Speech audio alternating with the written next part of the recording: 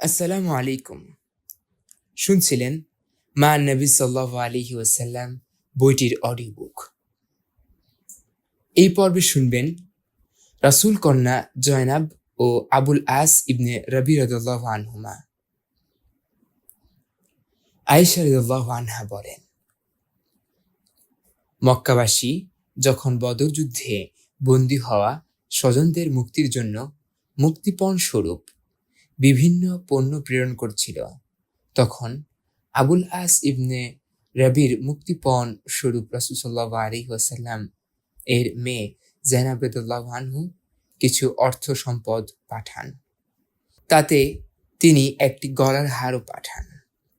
হারটি ছিল খাদিজা রাদিয়াল্লাহু আনহার।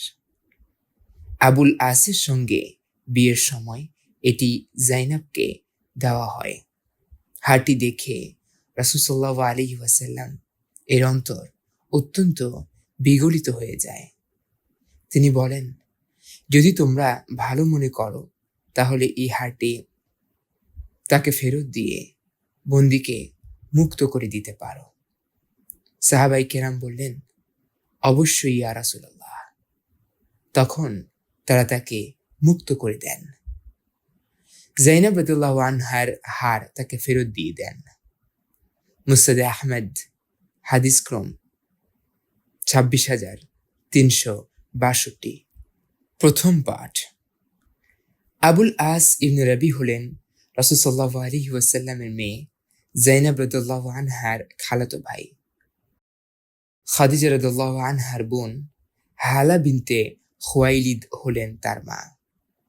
রাসূল সাল্লাল্লাহু আলাইহি ওয়াসাল্লাম তার প্রশংসা করে বলেন, আবুল আস ইবনে রবির কাছে আমি মেয়েকে বিয়ে দিয়েছি। সে আমার সঙ্গে ওয়াদা করেছে এবং তা রক্ষা করেছে। সহিহ বুখারী হাদিস ক্রম 3729।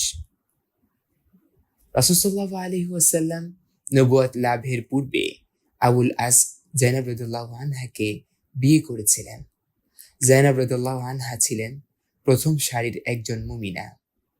তার প্রবল আশা ছিল স্বামী তার পিতার নবুয়াত ও রিসালাতকে সত্যায়ন করবেন, মেনে নেবেন। তিনি যখন যায়নাব রাদিয়াল্লাহু আনহার ঈমান আনার বিষয়ে অবগত হন, তখন ঈমান আনার কারণে তাকে কখনো ধমক দেননি, তিরস্কারও করেননি, ঈমান থেকে বিচ্যুত করার কোনো চেষ্টাও করেননি। বরং ভালোবাসাপূর্ণ ভাষায় বদান্যশীলদের পদ্ধতিতে বলেন, আল্লাহর কসম, তোমার পিতা আমার কাছে কোনো অভিযুক্ত ব্যক্তি নন। তোমার সঙ্গে একই পথে চলার চেয়ে আমার কাছে কোনো উত্তম বিষয় নেই, হে প্রিয়তমা। কিন্তু আমি এটা অপছন্দ করি যে লোকে বলবে, তোমার স্বামী আপন সম্প্রদায়কে লাঞ্ছিত করেছে, স্ত্রীকে সন্তুষ্ট করার জন্য পিতৃপুরুষের ধর্মকে অস্বীকার করেছে। হে যায়নাব, তুমি কি আমাকে এক্ষেত্রে অপারগ মনে করবে না? যায়নাব রাদিয়াল্লাহু আনহা বিষয়টি ভালোভাবে বুঝতে পারলেন। তিনি আশা করতে থাকেন, একদিন এমন সময় আসবে যখন তার স্বামী মুসলমানদের কাতারে শামিল হয়ে যাবেন। কুরাইশরা যায়নাবকে পৃথক করে দেওয়ার জন্য আবুল আসকে চাপ দিতে থাকে। তেমনি ভাবে তারা আবু লাহাবের ছেলেদেরকে রাসূল সাল্লাল্লাহু আলাইহি ওয়াসাল্লাম এর মেয়ে রুকাইয়া ও উম্মে কুলসুমকে তালাক দেওয়ার জন্য বলতে থাকে। আবু লাহাবের ছেলেরা তাদেরকে তালাক দিয়ে দেয়, কিন্তু আবুল আস তাদের আবেদন প্রত্যাখ্যান করেন। তিনি বলেন, না, আল্লাহর কসম, আমি আমার স্ত্রীকে পৃথক করতে পারবো না। আমি আমার স্ত্রীর পরিবর্তে কুরাইশের অন্য কোনো নারীকে বিয়ে করাটাও পছন্দ করি না। যায়নাব রাদিয়াল্লাহু আনহা স্বামীর কাছে বহাল থাকেন। প্রত্যেকে নিজ নিজ ধর্ম পালন করতে থাকেন। ইসলামে তখনও মুশরিক স্বামী এবং মুমিন স্ত্রীর মধ্যে বাধ্যতামূলক বিচ্ছেদের বিধান নাজিল হয়নি। বদরের ময়দানে মুসলমানরা যখন মুশরিকদের বিরুদ্ধে লড়াইয়ে মুখোমুখি হন, আবুল আস তখন মুশরিকদের কাতারে ছিলেন। মুসলমানদের বিজয় এবং কুরাইশদের পরাজয়ের মাধ্যমে যুদ্ধের পরিসমাপ্তি ঘটে। বহু মুশরিক নিহত হয়, অনেকে হয় বন্দী। বন্দীদের কাতারে আবুল আসও ছিলেন। মক্কাবাসীরা বন্দীদের মুক্তির জন্য বিভিন্ন পণ পাঠায়। জাইনাব রাদিয়াল্লাহু আনহা স্বামীর মুক্তির জন্য গলার হার পাঠান। এই হারটি তার মা খাদিজা রাদিয়াল্লাহু আনহা বিয়ের সময় তাকে হাদিয়া দিয়েছিলেন। রাসূল সাল্লাল্লাহু আলাইহি ওয়াসাল্লাম খাদিজা রাদিয়াল্লাহু আনহার সেই হারটি চিনে ফেলেন। প্রিয়তমা স্ত্রী খাদিজার কথা স্মরণ হয়ে গেলে তার মন বিগলিত হয়ে যায়। তিনি সাহাবীদেরকে জামাতার মুক্তিপণের বিষয়ে জিজ্ঞেস করেন। জাইনাব রাদিয়াল্লাহু আনহাকে তার মায়ের স্মৃতি ফিরিয়ে দেওয়ার ব্যাপারেও তাদের সঙ্গে কথা বলেন। সাহাবীগণ রাসূল সাল্লাল্লাহু আলাইহি ওয়াসাল্লামের কথায় সাড়া দেন। রাসূল সাল্লাল্লাহু আলাইহি ওয়াসাল্লাম আবুল আসকে মুক্ত করে দেন। সেই সঙ্গে তিনি জাইনাব রাদিয়াল্লাহু আনহাকে মদিনায় পাঠিয়ে দিতে বলেন, কারণ তখন মুশরিক স্বামী স্ত্রীর মধ্যে বিচ্ছেদের ব্যাপারে আল্লাহর নির্দেশ চলে এসেছিল। আবুল আস জাইনাব রাদিয়াল্লাহু আনহাকে মদিনায় পাঠিয়ে দেওয়ার প্রতিশ্রুতি প্রদান করেন। তিনি মক্কায় গিয়ে দেখেন জাইনাব রাদিয়াল্লাহু আনহা অশ্রু সজল নয়নে ভারাক্রান্ত হৃদয়ে তার জন্য অপেক্ষা করছেন। রাসূল সাল্লাল্লাহু আলাইহি ওয়াসাল্লামকে প্রদত্ত প্রতিশ্রুতির কারণে আবুল আসও ভগ্ন হৃদয়ে তার কাছে গিয়ে বলেন, তোমার পিতা তোমাকে তার কাছে ফিরিয়ে দিয়ে আসতে বলেছেন, কারণ ইসলাম আমার এবং তোমার মধ্যে বিচ্ছেদ ঘটিয়ে দিয়েছে। তুমি এখন আমার জন্য হালাল নও। আমি তোমাকে তার কাছে চলে যাওয়ার সুযোগ করে দেওয়ার ওয়াদা দিয়েছি। আমি এই ওয়াদা ভঙ্গ করতে পারি না। জাইনাব রাদিয়াল্লাহু আনহা কোনো আপত্তি জানাননি। তিনি আপন রবের নির্দেশ অনুসরণ করেন। আবুল আস তখন জাইনাব রাদিয়াল্লাহু আনহাকে আপন ভাই কিনানার সঙ্গে মদিনার উদ্দেশ্যে রওনা করিয়ে দেন। কিনানার দায়িত্ব ছিল তাকে যায়েদ বিন হারিসা রাদিয়াল্লাহু আনহুর কাছে পৌঁছে দেওয়া। যায়েদ ইবনে হারিসা রাদিয়াল্লাহু আনহু সেখান থেকে তাকে মদিনায় নিয়ে যাবেন, কিন্তু কুরাইশরা তাদের পথ রোধ করে দাঁড়ালো। মক্কায় অবস্থান করা মুসলমানরা তখন অত্যন্ত দুর্বল ছিল। মাত্র কিছুদিন পূর্বে কুরাইশরা বদর প্রান্তরে শোচনীয় পরাজয় বরণ করেছে। তাই কুরাইশরা তাদের থেকে প্রতিশোধ গ্রহণ করতে উদ্যত হয়। হাব্বার ইবনে আসওয়াদ জাইনাব রাদিয়াল্লাহু আনহার কাছে এগিয়ে আসে। সে বর্ষার মাধ্যমে তাকে ভয় দেখায়। কিনানা তখন তাকে রক্ষার জন্য এগিয়ে যান। তিনি নিজ তীরগুলোর সামনে ছিটিয়ে চিৎকার করে বলেন, আল্লাহর কসম, নিশ্চয়ই তোমরা জানো আমার তীরের নিশানা ব্যর্থ হয় না। তোমাদের যে ব্যক্তি সামনে আসবে আমি তার শরীরে তীর বিদ্ধ করে দেব।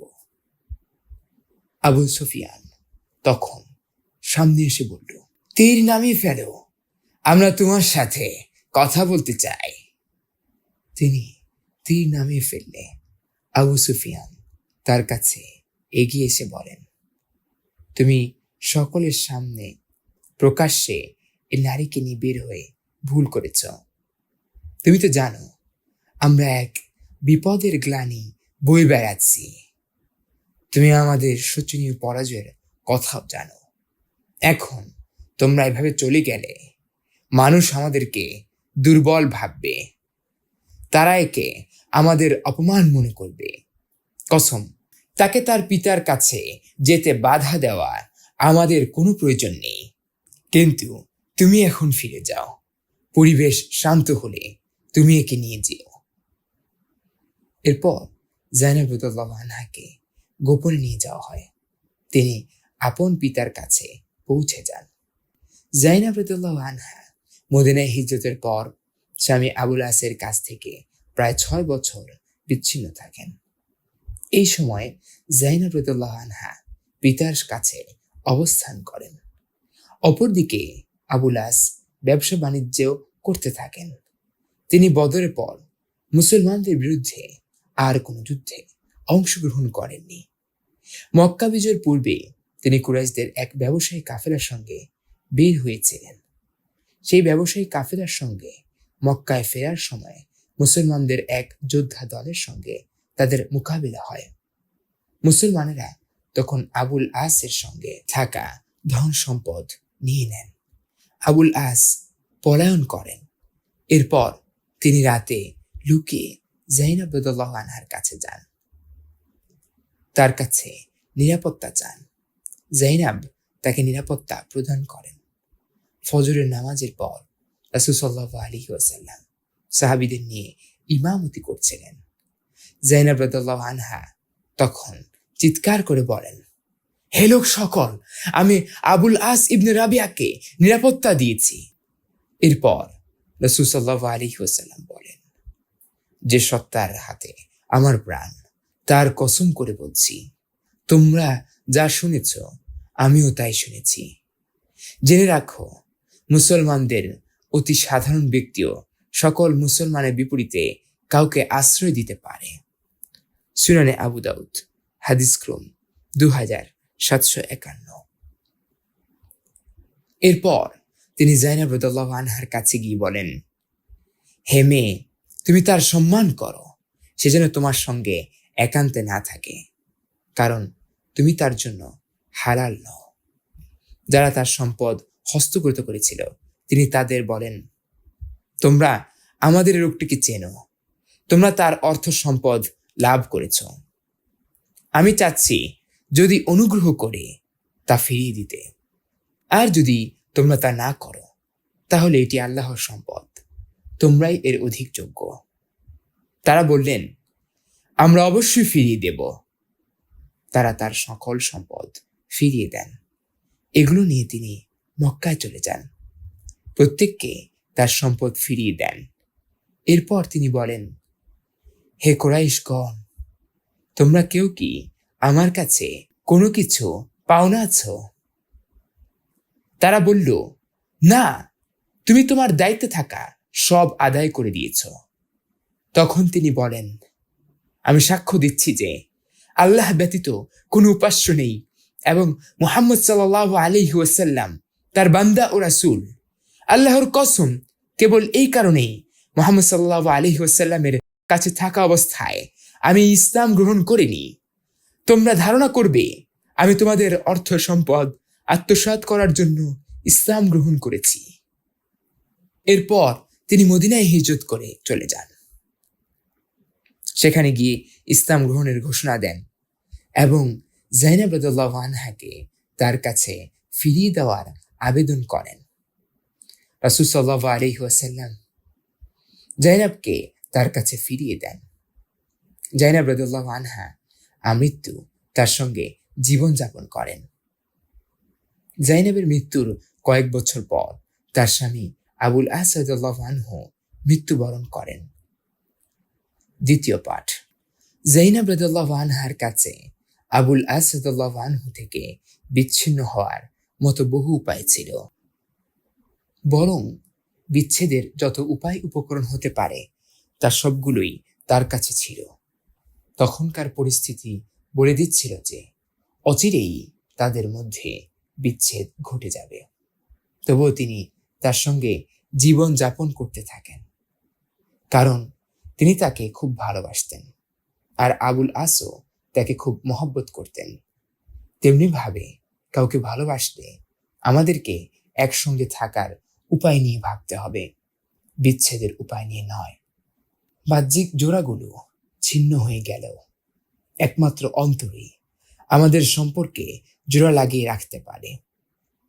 তিনি একজন মুমিন নারী ছিলেন, রাসূল সাল্লাল্লাহু আলাইহি ওয়াসাল্লামের মেয়ে ছিলেন, আর তার স্বামী ছিল কাফের।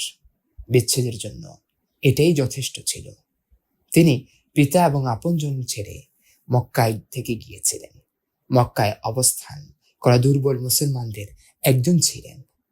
স্বামী তার পিতা এবং তার ধর্মের বিরুদ্ধে যুদ্ধ করতেন, কিন্তু তবুও তিনি এসবের উপর ধৈর্য ধারণ করেছিলেন, কারণ তিনি তার সঙ্গে কষ্ট সহ্য করতে সক্ষম ছিলেন, কিন্তু বিচ্ছেদের কষ্ট সহ্য করতে অক্ষম ছিলেন।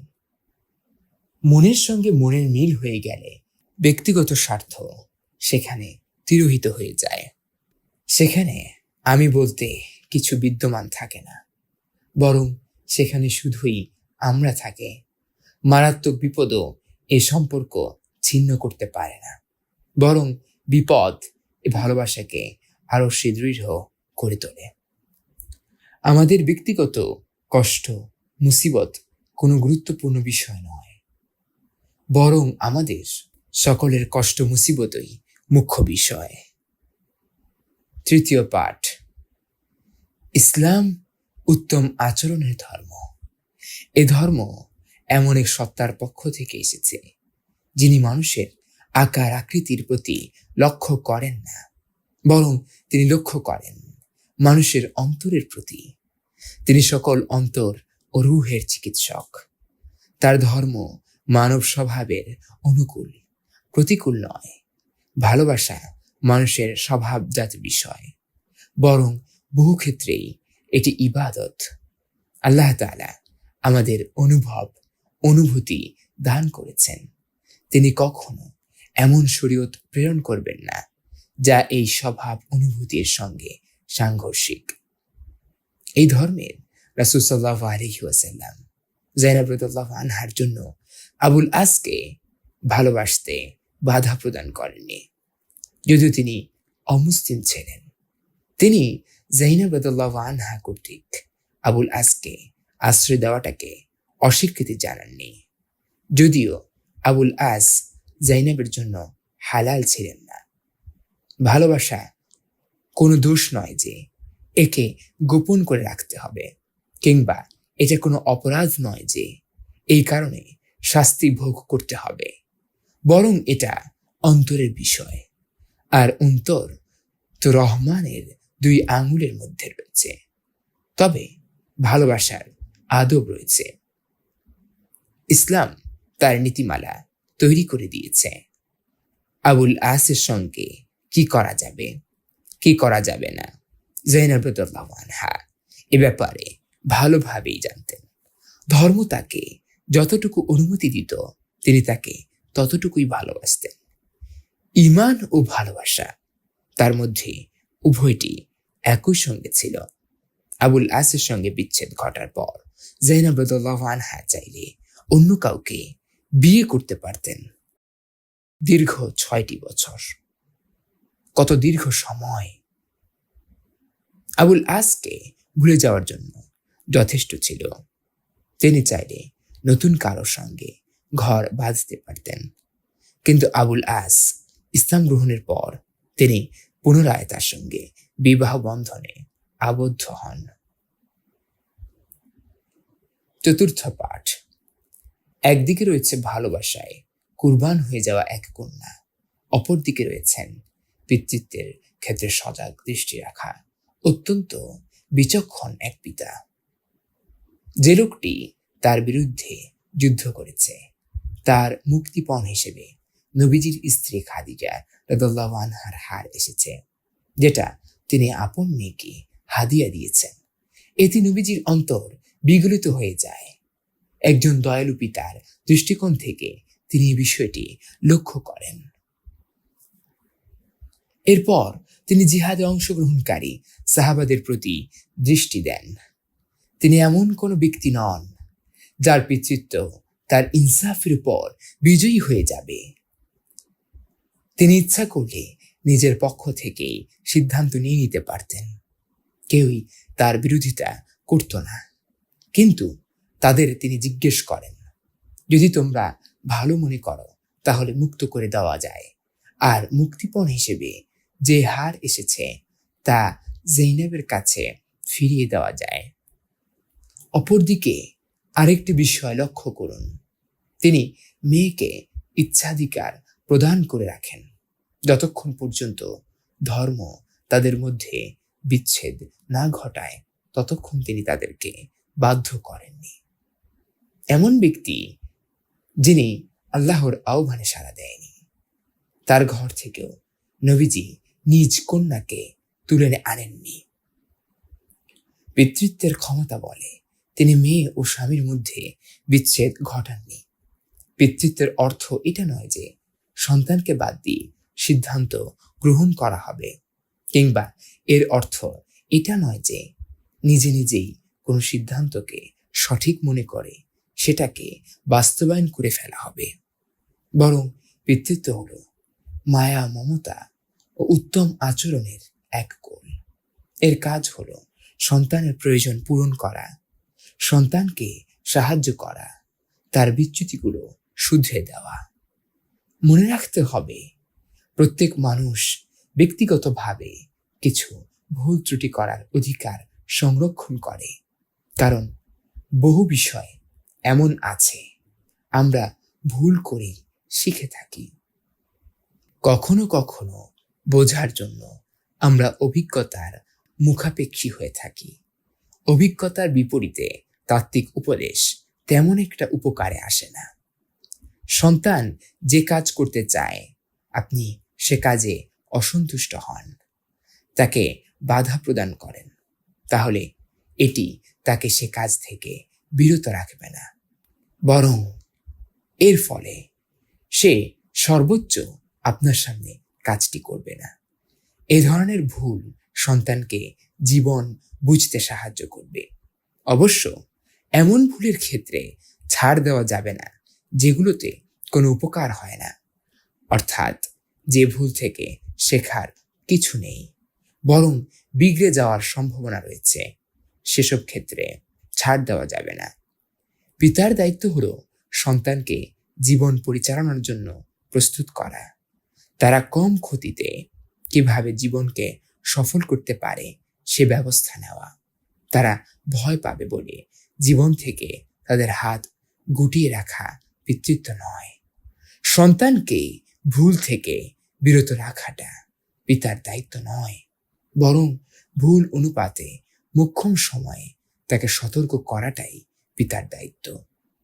সন্তানকে ব্যক্তিগত অভিজ্ঞতা অর্জনে বাধা দেওয়াটা পিতার দায়িত্ব নয়, বরং সেই অভিজ্ঞতা থেকে অর্জিত উপকারিতার ক্ষেত্রে সহযোগিতা করা হলো তার দায়িত্ব। সন্তান যাতে পড়ে না যায়, এজন্য তাকে ধরে রাখাটা পিতার দায়িত্ব নয়, বরং পড়ে গিয়ে সে যেন নতুন করে দাঁড়াতে পারে, এজন্য সহযোগিতার হাত বাড়িয়ে দেওয়াটাই তার দায়িত্ব। চিৎকার, চাপাচাপি ও বাধ্যকরণের মাধ্যমে সন্তানের মনের গভীরে নসিহত প্রদান করা যায় না, বরং এর আগে বুঝতে হবে যে কখন সন্তানের নসিহতের প্রয়োজন, কখন ক্লান্তি হেতু হেলান দেওয়ার মতো তার একটি কাঁধের প্রয়োজন, কখন তার কষ্ট শোনার মতো কোনো কানের প্রয়োজন। আপনি এমন পিতা হবেন না সন্তানেরা যাকে দেখে দৌড়ে পালায়, বরং এমন পিতা হন সন্তানেরা যার দিকে দৌড়ে আসেন। এমন দেয়াল হন ঝঞ্ঝা বিক্ষুব্ধ জীবনের ক্লান্তিতে যাতে তারা হেলান দিয়ে দাঁড়াতে পারে। এমন দেয়াল হবেন না যা তাদের জীবন পরিচালনার ক্ষেত্রে বাধা হয়ে দাঁড়ায়, যা তারা ডিঙানোর চেষ্টা করে। এমন ডাল হন মুক্তির সকল পথ রুদ্ধ হয়ে গেলে যে ডালে তারা আশ্রয় নিতে পারবে। এমন ডাল হবেন না কষ্ট পাওয়ার কারণে মানুষ যেটাকে রাস্তা থেকে দূরে নিক্ষেপ করে। রাসূল সাল্লাল্লাহু আলাইহি ওয়াসাল্লাম আমাদের উত্তম আদর্শ। রাসূল সাল্লাল্লাহু আলাইহি ওয়াসাল্লাম সাহাবীদের নিয়ে জামাতের সঙ্গে নামাজ আদায় করছেন, আর তার মেয়ে যায়নাব এসে উচ্চস্বরে বলছে তিনি মুসলমানদের শত্রু, তার পূর্বের স্বামীকে আশ্রয় দিয়েছেন। রাসূল সাল্লাল্লাহু আলাইহি ওয়াসাল্লাম নামাজ শেষ করেন। যারা বিষয়টি জানত না, তিনি তাদের কাছে বিষয়টি স্পষ্ট করেন। এরপর নিজ মেয়ের কাছে যান, অত্যন্ত নম্রভাবে তাকে পরিস্থিতির দায়িত্ব বুঝিয়ে দেন। মানুষের সামনে তাকে বিব্রতকর অবস্থায় ফেলে দিতে তিনি তাকে ধমক দেননি। পূর্ব থেকে অনুমতি না নেওয়ায় তিনি তাকে তিরস্কার করেননি। অপরিচিত ব্যক্তিকে আশ্রয় দেওয়ায় তিনি তাকে কোনো অপবাদ দেননি। এর মাধ্যমে যায়নাব হকের ক্ষেত্রে সাহসিকতা এবং শক্তি লাভ করেন। আপন আবেগ অনুভূতি সত্ত্বেও তিনি বুঝতেন কোথায় তাকে থেমে যেতে হবে।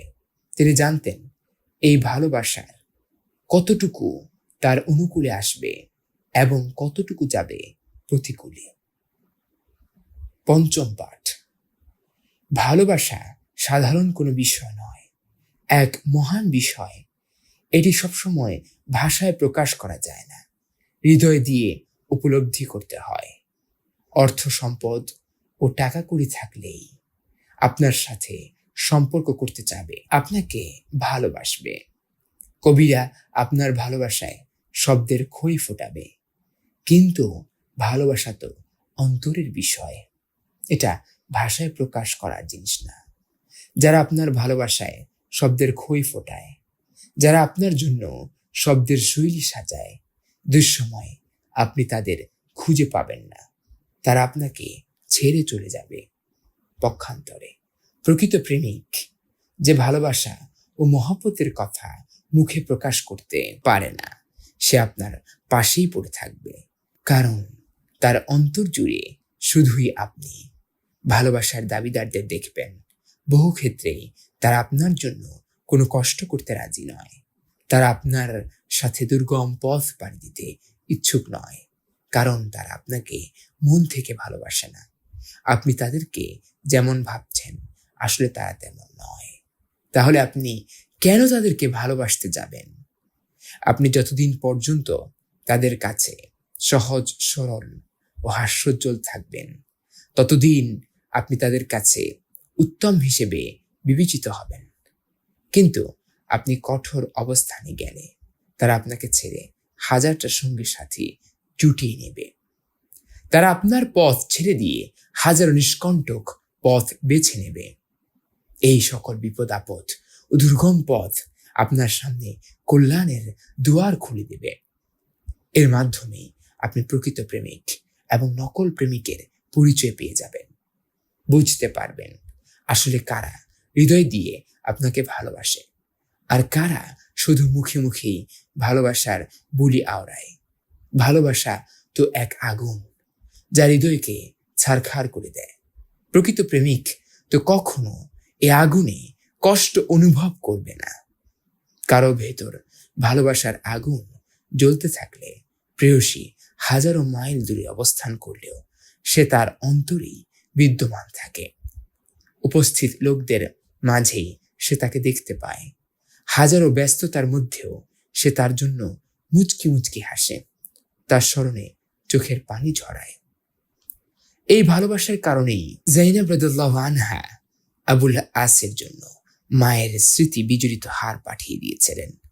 তিনি অধীর অপেক্ষায় ছিলেন, স্বামী তার পিতার বিরুদ্ধে গেলেও ফিরে আসবেন নিরাপদে। তিনি দৃঢ় কণ্ঠে সকলের সামনে ঘোষণা দিয়েছেন, আমি আবুল আসকে আশ্রয় দিয়েছি। তিনি তাকে ছাড়া অন্য কারো কাছে বিবাহ বসতে রাজি হননি। সন্দেহ নেই যায়েনব ছিলেন অত্যন্ত সম্মানিত একজন নারী, কিন্তু তার এ আচরণ অস্বাভাবিক কিছু নয়। কেননা ভালোবাসার প্রশ্নে নারীরা পুরুষের চেয়েও বেশি উদার উদ্গ্রীব হয়ে থাকে। কাউকে ভালোবাসলে তার জন্য জান প্রাণ দিয়ে দেয়, অধীর আগ্রহে তার জন্য অপেক্ষা করতে থাকে, কিন্তু পুরুষেরা এটা পারে না। তবে আবুল আসের বিষয়টি আশ্চর্যজনক। যায়েনব রাদিয়াল্লাহু আনহাকে ছেড়ে তিনি অন্য কাউকে স্ত্রী হিসেবে গ্রহণ করতে রাজি হননি। কুরাইশদের লোকজন তাকে প্রস্তাব দিয়েছিল, যদি তুমি যায়েনবকে তালাক দাও তাহলে তোমার কাছে কুরাইশের সম্ভ্রান্ত মেয়ে বিয়ে দিব। তিনি দৃঢ় কণ্ঠে বলেছিলেন, কসম আল্লাহর, আমি আমার স্ত্রীকে ছাড়তে পারবো না। আমি তার পরিবর্তে কুরাইশের অন্য কাউকে বিয়ে করতে পারবো না। এক্ষেত্রে তিনি কোনো ধরনের লজ্জা ও সংকোচ বোধ করেননি। তিনি বলেননি, যায়েনব তো আমার ধর্ম পরিত্যাগ করে ফেলেছে, আপন সম্প্রদায়ের মাঝে আমাকে বিব্রতকর অবস্থায় ফেলে দিয়েছে, তাই তাকে আমি কেন রাখবো? এমনকি যখন যায়েনব রাদিয়াল্লাহু আনহা তাকে ছেড়ে মদিনায় চলে গেলেন, তখনও তিনি অন্য কাউকে বিয়ে করেননি। এভাবেই 6 বছর কাটিয়ে দিয়েছেন। এই দীর্ঘ সময়ও তিনি যায়েনব রাদিয়াল্লাহু আনহার কথা ভুলতে পারেননি। তিনি এ সময় ব্যবসা বাণিজ্য করেছেন। ভালোবাসার টানে একসময় যায়েনবের কাছে ফিরে এসেছেন। ষষ্ঠ পাঠ। আপনি নিরাশ হবেন না। নিষ্ঠুর অন্তরও মাঝে মধ্যে নরম হয়ে যায়। দূরে অবস্থানকারী ব্যক্তিটি কখনো নিকটে চলে আসতে পারে। অসম্ভব বিষয়ে সম্ভব হওয়ার জন্য কখনো মাত্র কিছু সময় অপেক্ষা করতে হয়। চেষ্টা প্রচেষ্টা এবং অধ্যাবসায়ের মাধ্যমে কঠিন কাজও সহজ হয়ে যায়। যেটাকে আজ অসম্ভব মনে করছেন, আগামীকালই তা আপনার সামনে হাজির দেখতে পারেন। উত্তম ও কল্যাণকর বিষয়গুলো আমাদের কাছে পৌঁছতে সবসময় কিছুটা সময় নেয়, কিন্তু এগুলো একদিন অবশ্যই পৌঁছে থাকে। দীর্ঘ অপেক্ষার পর ক্ষণিকের সাক্ষাৎ কখনো বহু বছরের প্রতীক্ষার কষ্ট মুছে দিতে পারে। কিন্তু এর পূর্বে আপনাকে বুঝতে হবে, যে কোনো বিষয়ে অপেক্ষা করা উচিত। আপনাকে বুঝতে হবে যে এক অন্তরের উপর অপর অন্তরের অধিকার রয়েছে। দরজার পেছনে দাঁড়িয়ে তা খোলার অপেক্ষা করবেন না। এ দরজা আপনাকে স্বাগত জানাবে। প্রথমে জানুন আপনি আসলে কি চান। এরপর আপনি আপনার রাস্তায় চলতে থাকুন। বেশি ডান বা বামে তাকাবেন না। আপনি পথে চলতে গিয়ে সম্মুখীন হতে পারেন বহু কষ্টের, বহু বাধার। বহু জায়গায় হোঁচট খেতে পারেন। বহু জায়গায় দেখতে পারেন যে পথ রুদ্ধ হয়ে গেছে। হতাশার বহু চিহ্ন ফুটে উঠতে পারে। দীর্ঘ ক্লান্তির পরে মনে হতে পারে যে বোধহয় আত্মসমর্পণের সময় চলে এসেছে। কখনো দেখবেন এ পথের অনেক পথিক ঝরে গেছে। আপনি অচিরেই বুঝতে পারবেন কখন আপনাকে তড়িঘড়ি করে এগিয়ে যেতে হবে আর কখন অপেক্ষা করতে হবে। কখন আপনাকে পদক্ষেপ নিতে হবে আর কখন অপেক্ষা করতে হবে। কখন আপনাকে ধৈর্য ধারণ করতে হবে এবং উদ্দেশ্য বাস্তবায়নে সাড়া দিতে হবে। তখন গন্তব্যে পৌঁছে যা অর্জন করবেন, কখন রাস্তায় এর চেয়ে অধিক সুস্বাদু ও আনন্দের বিষয়ে অর্জন করতে পারবেন। সপ্তম পাঠ। ইসলাম আগমনের পূর্ব থেকেই আরবদের আচার ব্যবহার ও চরিত্র অত্যন্ত সুন্দর এবং প্রশংসনীয় ছিল। আরবরা কখনো ওয়াদা ভঙ্গ করত না। অতীতে তারা কোনো অঙ্গীকার দৃঢ় করতে চাইলে শুধু মুখের ভাষাতেই অঙ্গীকার প্রদান করত। অঙ্গীকার ভঙ্গ করা তাদের কাছে ব্যক্তিত্বের উপর এক আঘাত ছিল। আরবদের ব্যক্তিত্ব ছিল অত্যন্ত উঁচু। অঙ্গীকার পূরণ করা সম্পর্কে তাদের বহু ঘটনা রয়েছে যা আমাদেরকে অবাক করে দেয়। হানিফ ইবনে মাসউদ শাইবানি, পারস্যে তিনি সম্রাটের সামনে দৃঢ়চেতা ছিলেন। বাদশাহর হুমকি ধামকি তাকে ওয়াদা পূরণে বাধা দিতে পারেনি। সব বাধা উপেক্ষা করে নুমার ইবনে মুনজিরের আমানত এবং তার পরিবারের সাহায্যে এগিয়ে গেছেন। এমনি ভাবে অঙ্গীকার পূরণের ব্যাপারে সামুয়াল এক প্রবাদ বাক্য হয়ে গেছে। তাই কারো অঙ্গীকার পূরণের প্রশংসা করতে গিয়ে মানুষ বলে থাকে, সামুয়ালের চেয়ে অধিক অঙ্গীকার পূরণকারী। ঘটনাটি হলো, ইমরাউল কায়েস তার কাছে কিছু বর্ম ও অস্ত্র আমানত রাখে। এরপর সে শত্রুদের বিরুদ্ধে সাহায্যের আবেদন নিয়ে রোমান বাদশাহর কাছে গমন করে। হারিস ইবনে সিমার গাসসানি এটিকে সুবর্ণ সুযোগ মনে করে। তাই সে সামুয়ালকে গচ্ছিত সরঞ্জামগুলো দিয়ে দেওয়ার দাবি জানায়। সে সামুয়ালের কাছ থেকে এগুলো ছিনিয়ে নেওয়ার জন্য জোরাজুরি করতে থাকে, কিন্তু সামুয়াল তা দিতে অঙ্গীকার করে।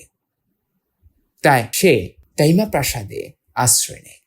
সামুয়েলের ছেলে প্রাসাদের বাইরে ছিল। হারেস গাসসানি তার ছেলেকে উঠিয়ে নিয়ে যায়। তার মাধ্যমে সে দর কষাকষি করতে থাকে।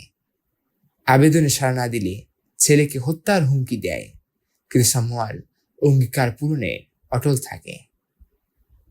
এক সময় তার চোখের সামনেই তার সন্তানকে জবাই করা হয়, তবুও সে অঙ্গীকার ভঙ্গ করেনি।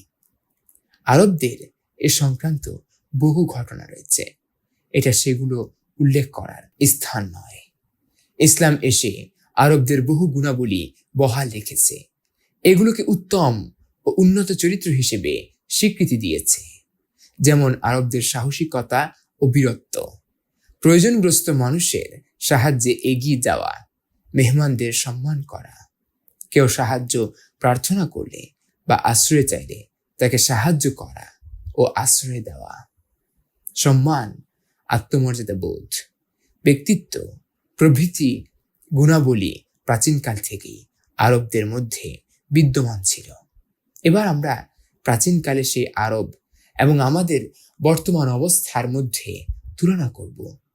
বর্তমানে সাহায্য প্রার্থীর সংখ্যা অনেক, কিন্তু তাদের আশ্রয় দেওয়ার মতো লোকের সংখ্যা নগণ্য। বহু মানুষ আশ্রয় চাচ্ছে, কিন্তু কে তাদের আশ্রয় প্রদান করবে?